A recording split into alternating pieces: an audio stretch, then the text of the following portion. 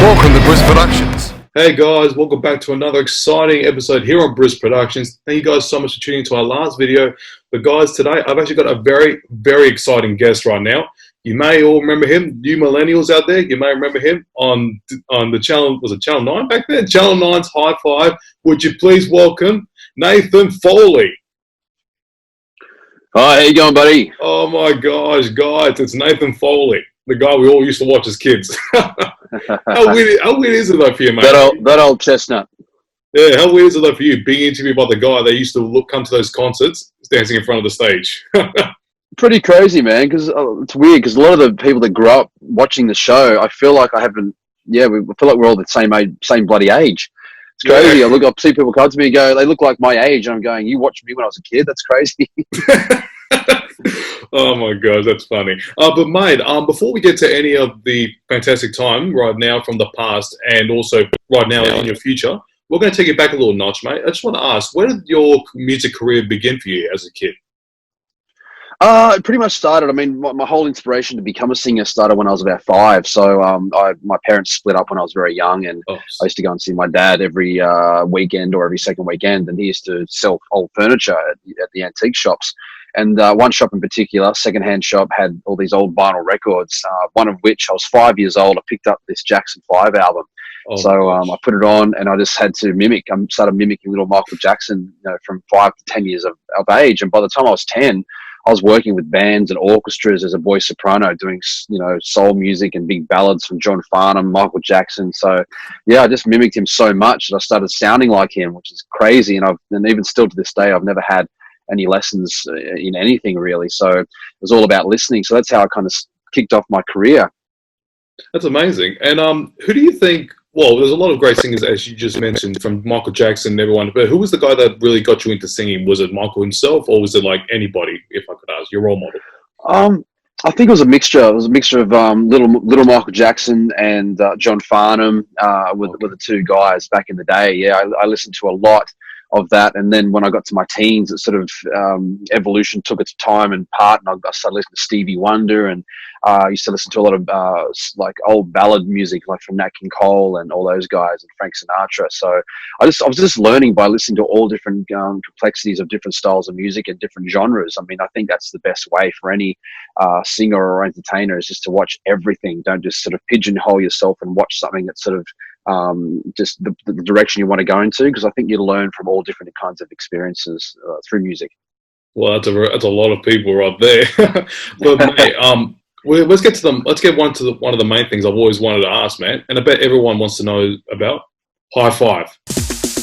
Five in the air, let's do it together. Five to the side, who cares about the weather? Five on the floor, the party's on at your place. Five to the front, there's a smile on my face. Hi, hi, hi, hi, hi, hi, together. 1, 2, 3, 4, high five. 1, 2, 3, 4, high five. 1, 2, 3, 4, high five. High five in the air, let's do it together.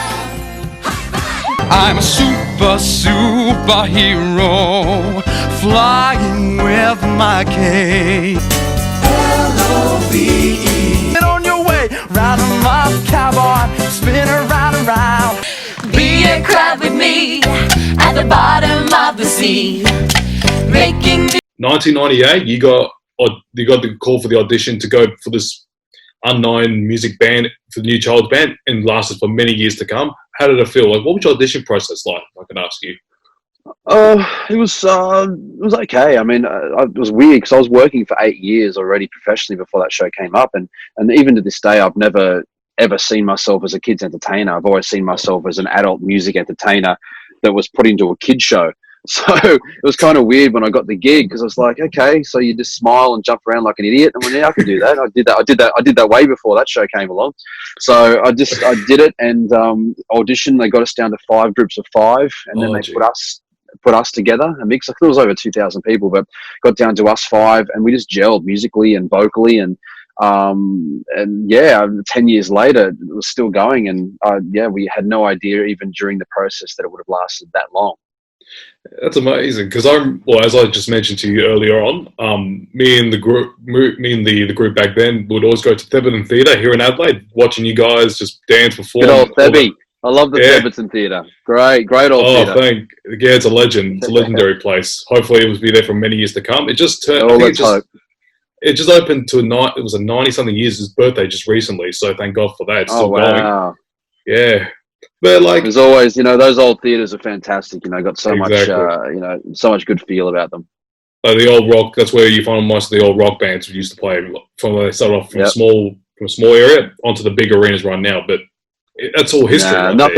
Nothing compares to those old theatres, man. Especially with the acoustics, especially for bands and vocals. It's so much better. That's amazing. But if I could ask, I'm guessing all of you guys got along well on the set of High Five, like you, Tim, and the rest. What was it like though, like with those guys and collaborating for a team for many years, like just being fantastic with children? Oh yeah, you have your ups and downs. I mean, we were all like brothers and sisters, to be honest with you. I mean, I knew Kathleen since I was 12, so we did a gig together. 6 years before High Five even started. So we've been doing this for a long time. But long time. But, we all got along. We had to. It was great. It was fun. We got to travel. We got to film and tour the world. And it was a good time of our lives, I guess. And we all left at different times to move forward and move on. But it was very demanding on our bodies and our minds, and just physical exhaustion and learning massive scripts per week. But it was good and bad and everything. But from my experiences looking back, I had a great time. It was a great learning experience. Do you still have any of the old merchandise from back then, if I could ask? Oh yeah, it's around somewhere. I don't pull it out and play with it or anything, but that's funny. No, it's around here somewhere. But from listening to all those favorite songs growing up, if I could ask, what was your favorite? If I could just ask you. From the High Five days or from before that? I think I said the High Five days. High Five days. Oh man, it was like 200 songs a week. I can't even remember. Hey, it's like it feels like it's been 12 years since I left the show. So that's amazing. I don't know. It feels like a lifetime ago. So I couldn't tell you what song would be my favorite. I think every single one of them had something special to offer, and such different styles and such a broad range of genres. So yeah, all very different. So I can't pick and choose. That's fine, because my favorite one, I'll just give you a little one. Living in a Rainbow. When you guys filmed at SeaWorld. Yeah, my favorite. You're going way back, man. That's like 2000 or something, wasn't it? It was, 20 years ago. I've been living in a rainbow, living in a rainbow. I had to choose one color, a color just for me. I have to take them all you'll see. And I'd be living in a rainbow, colors everywhere. Colors all around me, and no one has a care. Colors everywhere. Let's go. That's good, man. You should have been high six. What's going on with that? Yeah, I'm not much of a singer. But yeah, so as you said, 10 years you were part of the group from 1998 all the way to 2008, and then going off to become the singer that you always wanted to be for adults. And what did you end up doing after when you left? Like, did you travel interstate, overseas? Yeah, I did music theatre. I did Jerry Springer the Opera and Mamma Mia for 12 months. Also did Greece. Played Kinnicky in Greece. And also travelled the world. I had an agency contact me to go and jump on cruise ships around the world. And when I heard that, I'm like, I don't class myself as that cabaret kind of guy. They says, no. There's like a 7-piece band or even a 9-piece band, and you get to rock out for about 45 minutes. Just do 2 shows for a whole week, and you get to travel and eat for free and get paid for it. I'm like, okay, I'll do that. So I traveled the world several times over and got to perform to thousands of people internationally, and just getting in there and improving my shows and getting out there and improving, getting out there and entertaining the world, which was amazing, obviously. But yeah, I just had my hand in everything. I did inspirational speaking. I went around to all the Indigenous communities around Australia, because obviously my background, I've got an Indigenous heritage in my background. So I went and did a lot of inspirational speaking for them. I worked for NITV, which is the Indigenous network. I went up into helicopters doing traffic reports for all the news programs. I did radio. Man, especially within Australia, you got to have your hand in everything, and all different kinds of pies, and just learn. And even today, I'm still learning. this year marks 30 years for me in the industry, and Ooh, gee. I still Congratulations. feel, yeah, I know. Okay, thanks, man. So I still feel like I'm still learning and improving my craft, and I'll probably never get there. I'll be still learning when I'm 70 or 80 if I'm still alive. But yeah, just got to keep going and growing as a performer, entertainer, and also a songwriter. Well, at least you're doing something that you love, which is the main passion of anybody. To be honest with you, if you love what you're doing, just keep doing it. Forget about Absolutely. the haters. I mean, you just do it what you want to do. Yeah. I mean, you come across a lot of people in the world, and obviously with the entertainment industry, a lot of it's changed. I mean, it's based a lot around reality TV shows now, and especially social media.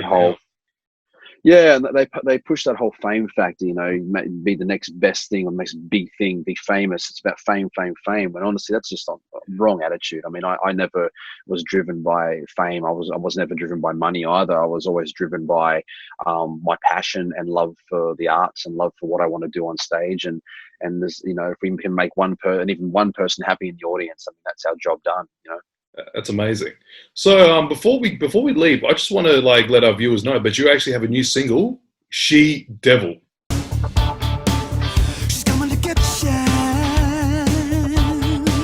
'cause she's a she-devil, got me on the run. Which to be honest with you, I really loved it. If I can say myself, it's amazing. She's coming to get you. Oh my God, I just that's it. But COVID-19 did that. Obviously, it's driven us into isolation and not being able to do anything, because obviously for my work I travel a lot. So it's been a good 4 or 5 months. It's being home and spending time with my family, but also having my head down and writing. I've written about 3 or 4 albums worth of music in the last few months. I've just been on fire. So thank you, man. So yeah, She Devil's the first single off my new up and coming album called Hurricane, it's definitely going to be a hurricane. This album is going to be really incredible once I get to complete it, because obviously with the travel restrictions, I recorded the songs over at Neil Finn's studio in Auckland. Okay. And because Studio Box Creative. Oh, really? Because I heard a rumor that you actually were meant to film the music video up in New Zealand. Was that true? Supposed to film, because a lot of my team is over in New Zealand. My manager's from New Zealand as well, so everyone's over there. I mean, it's not it's only a few hours flight, so it doesn't, Australia, New Zealand, same to me. But yeah, when I had to go over and film it, and we had the whole concepts all mapped out to do the music video for She Devil, and it all ended up being in isolation in my back room. So I had to clear my bloody furniture out of the back room, make sure I have a white wall. But they, Quasnick Films have done an amazing thing. They've taken me out. I did all the settings, the lighting. I did everything myself. But they took me out. They put me into this video. They had this a dancer called Brittany. They put her into the clip as well. We've never actually met, which is weird. But it looks like we're dancing together. It's crazy, but it's a really cool, laid back sort of flashback to the 90s kind of clip. It's got that really cool excess vibe with a bit of MJ in there as well. So yeah, no, I'm really happy and proud, and also happy with the support I've been getting now. I mean, because obviously, as you said, you watched the show back in the day, and a lot of the fans now are in their 20s, and they've followed me and supported me since then, even to now. And I've had I've been flooded with the support for She Devil, and hopefully that the album will be the same. That's amazing, because as you just said, my generation now following you, supporting you, which is what we love to do. Because She Devil, I loved it, because that was my very first time ever hearing you, without the children's genre, in the adult genre. And when you came on The Voice last year, that was the first time I've heard you say, as you said, for 10 years, where did you go? Thinking. Well, everyone thought I was dead. Everyone thought I was dead. Oh so. no, I wouldn't think of that. But it's weird. I was at the shops yesterday. I took my mum up to do some shopping, because she's a bit older, and I took her up, and this girl came up to me. She's probably in her 20s, and she says, "Nathan," she's, "Oh, can I get a photo?" She says, "Where have you been?" She haven't heard from you in 13, 14 years. I'm like, oh, I've never stopped performing. I'm still writing. I'm still going out there. It's just because I'm not on TV every day. People think you die, or you've gone off and nobody somewhere. thinks of that. But no, I don't know. But I haven't stopped performing. I haven't stopped doing my shows. It's just that obviously the medium for TV is a totally different caper. But just never stopped, man. But no, look, I really do appreciate you loving the song. Thank you. It means a lot, man. Well, now that you've settled down now from the film industry as well, now you got a beautiful wife and a kid. Congratulations, by the way. Thank you. Thank you. How are you going to just ask him in the future? I was on the original High Five gang, and Just like, what is his reaction going to say when you tell him that in the future? If I could ask.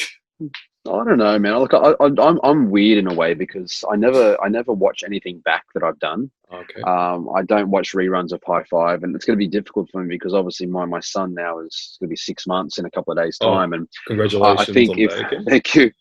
I think if he ever is ever going to see any High Five, I won't be playing it for him. I think I'll get someone else to do it and put him in another room to watch it because I can't watch myself back. It's just crazy, jumping around like an elephant. Or, wearing a clown's nose. We're the happy clowns, happy as can be. We're always together, just you and me. It's far from who I am, and even who I am now. I'll be like, what the hell was I doing? It looked like I'm on something. I was like, it's not me. Oh my gosh. Well, Nathan, thank you so much for taking the time for being with us here on Briz Productions. Guys, if you want to listen to Nathan's new record, She Devil, I'll put a link in the description down below so you guys can listen to Nathan's brand new music. And make sure you check on his social media networks on Facebook, YouTube, and Instagram as well for many things to come in the future. I'm very looking forward to your next big single, my friend. Can't wait to buy the album. Brother. Cannot wait to buy the album. Man. Not a problem. I'm good. So, guys, until next time, this is Briz Productions, and we are out. If you'd like to check more videos here on Briz Productions, why not check some of the videos that are currently right here, right now? Don't forget to subscribe, like, and share the videos with any of your mates in particular. I'm Briz, and see you next time.